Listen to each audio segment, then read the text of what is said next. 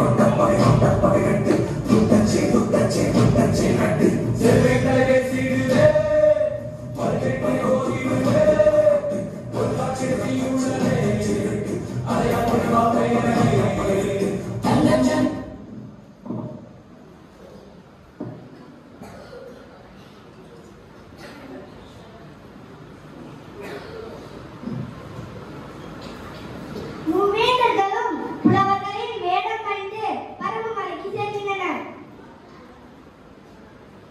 பாரியின் அரண்மனையில் மூவேந்தர்களும் தமிழை வாழ்த்தி பாடி பாரியிடம் பரிசு பெறுகிறார்கள்.